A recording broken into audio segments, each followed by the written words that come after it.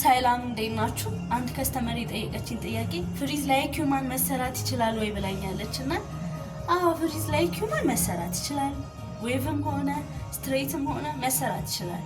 የሚፈልገው ብቻ ፍሪዙንም ከሆነ ዌቭ ከተሰራ ነው በኋላ ማፍታታት ይፈልጋል። ስትሬት ደግሞ ከሆነ መሰራት አለበት ማለት ነው። በቃ ስትሬት ከተሰራ ነው 2-3 ቦታ ሰርተ ማደር። ዌቭ ደግሞ ከሆነ ማፍታታት በቃ ሁሌ ማታ ላይ ማፍታታት እና አንደኛ ነገር ከለር ላይ ኪውማን ሲሆን የመያያዝ ነገር አለው። ቅርብ ነው ለመያያዝ እና ይሄ ነገር እንዳይኖር ግዴታ ማፍታታት አለብን። ከእንደገና ደግሞ ይሄንን ነገር በሻምፖ ማጠብ የለብንም። ይሄ ከለርም ሆነ ላይ ኪውማን በአጠቃላይ በሻምፖ መታጠብ የለበትም። ሻምፖ አይወድም። በኮንዲሽነር እና ለብ ባለ ውሃ ማጠብ በቃ ያ ነው እና መቦረሽ። ሌላ ምንም የተለየ ነገር የለውም።